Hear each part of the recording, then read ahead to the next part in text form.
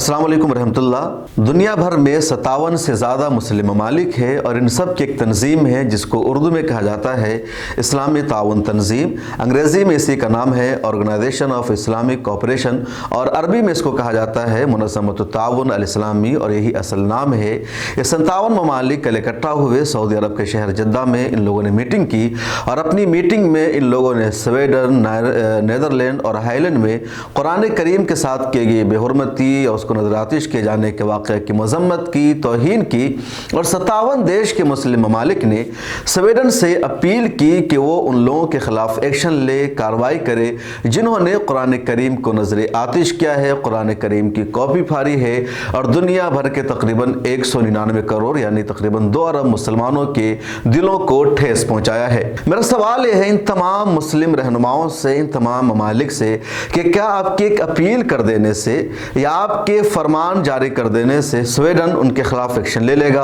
Sweden कार्रवाई करेगा, Netherlands उनके खिलाफ कार्रवाई करेगा?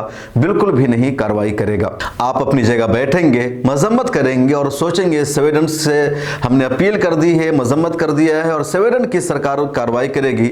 ऐसा नहीं हो सकता है। इन 57 मुस्लिम ममालिक को अगर वाकई हमदर्दी है, इनको तकलीफ पहुंची है, इनको ऐसा लग रहा है कि कुरान करीम की बेहुरमती की गई है और जिन लोगों ने बेहुरमती की है उनको सज़ा मिलनी चाहिए, उनके खिलाफ एक्शन होनी चाहिए ताकि कोई और इस तरह करने के बारे में ना सोचे, तो फिर इन 57 मुस्लिम ममालिक को अमली कदम उठाना पड़ेगा। सिर्फ बयानबाजी से काम नहीं चलेगा, सिर्फ मजम्मत कर देने से काम नहीं होगा, सिर्फ ट्वीट कर देने से काम नहीं होगा। और वो अमली कदम क्या हो सकता है? अमली कदम यह है कि उन मुल्कों को स्वीडन के साथ या नीदरलैंड और हाईलैंड के साथ अपने सफारती रिश्ते ख़त्म करने पड़ेंगे।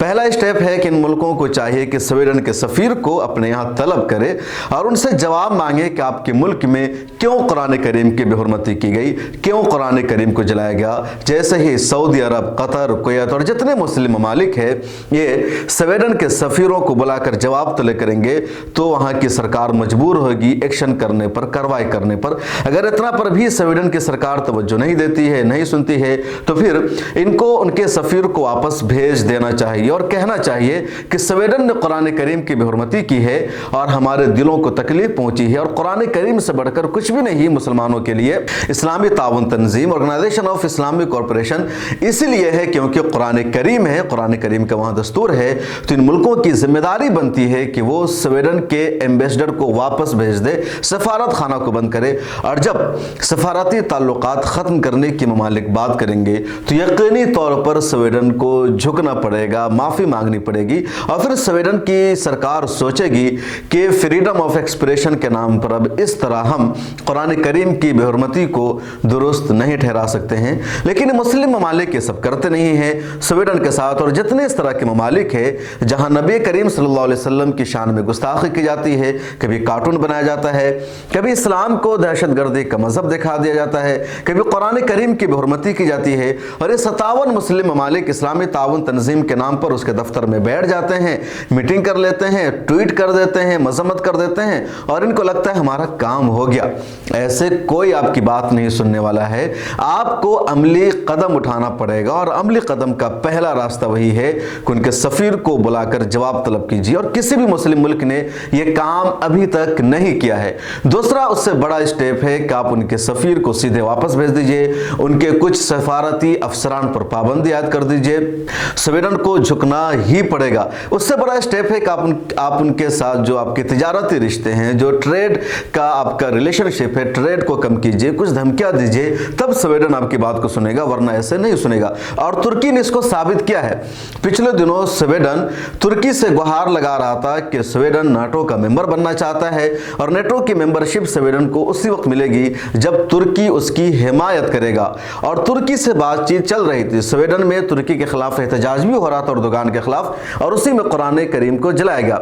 जब यह वाकया हुआ तो तुर्की ने स्वीडन को साफ लफ्जों में कह दिया कि अब तुम कभी भी नेटो के मेंबर नहीं बन सकते हो क्योंकि तुमने कुरान करीम को जलाया है और जो लोग हमारी मुकद्दस किताबों की तौहीन करते हैं तुर्की उनके साथ कभी भी किसी भी तरह का कोई ताउन नहीं कर सकता है।